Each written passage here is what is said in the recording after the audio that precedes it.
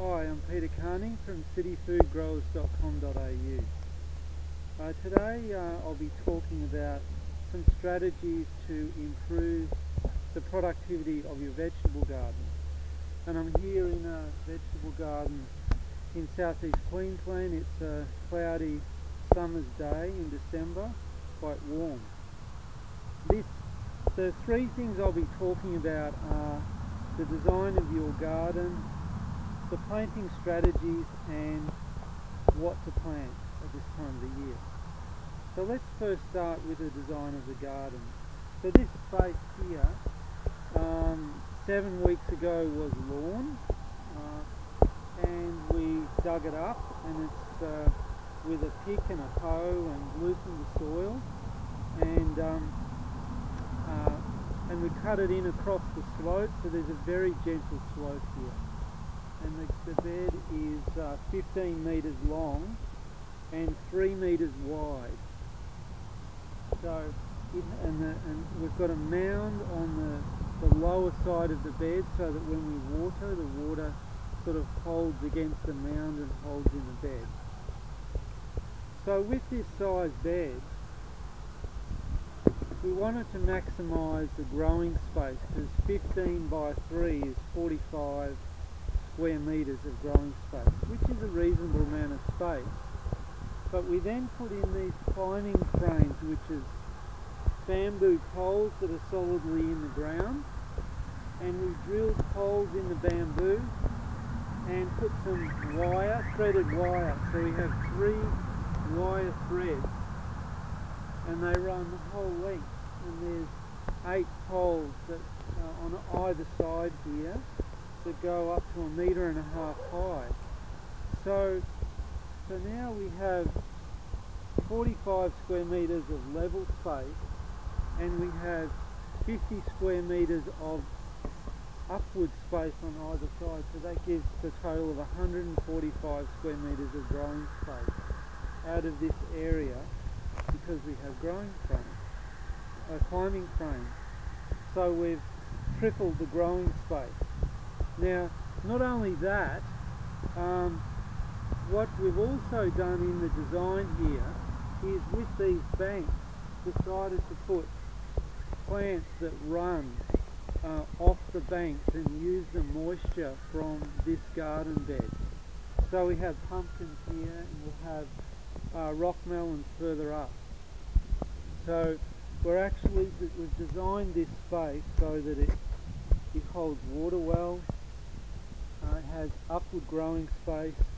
It gets enough sun. There are trees around this space here, and in winter time it will be a bit shady, but in summertime it has enough sun to grow fruiting plants. So that leads us into the planting strategy in this bed. Because we started it coming into our summer, which is generally a hot, wet summer. That's our climate here. The things that like to grow when it's hot are generally fruiting plants. So we have beans here,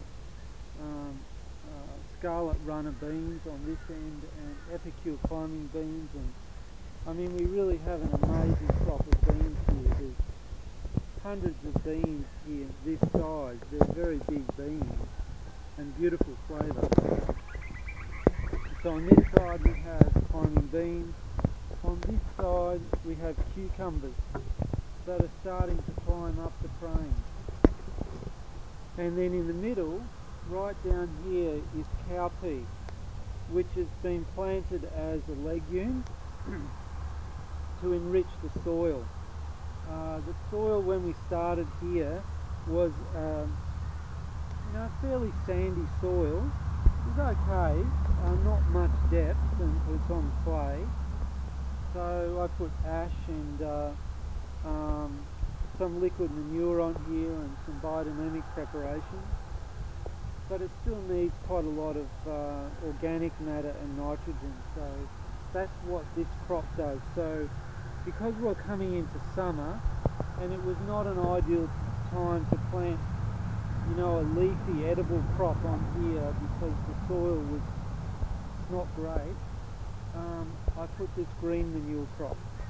And so what this will do is it'll grow up to about this high, and by the end of January, early February, it'll be ready to cut down, lay it on the bed, and then by the end of February, early March, we'll be ready to start planting some leafy crops in here. They could be Asian greens, or maybe some early cabbage crops, possibly. And so we've still got these climbing crops here, and these beans will be fruiting till at least the end of January. So, you know, at least another 6 or 8 weeks, and similarly with the cucumbers. There's really good airflow here, so the potential for mould in this bed is quite minimal, and it's important in your design that you allow for good airflow.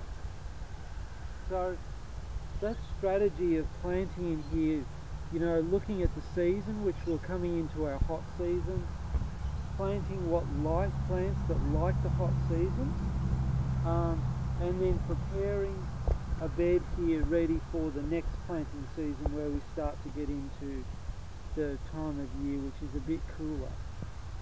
So, you know, working with all those things at once is really helpful in ramping up the productivity of your food garden.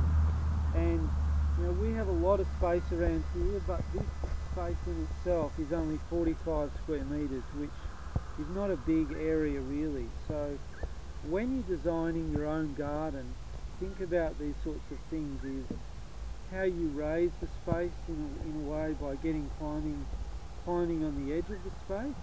These will be permanent as well. How you can grow off the space, like we have these pumpkins here.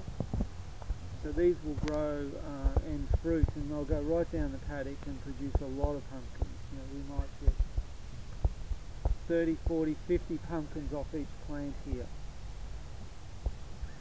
So yeah, how you can leverage the space a bit and get upwards, how you can improve the soil at the same time as getting something edible.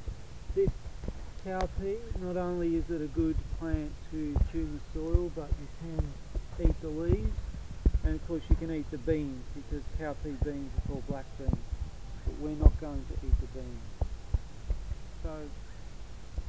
So that's really all on this on the strategies of improving your production by, you know, your layout of your garden, your timing of when you plant and what you plant.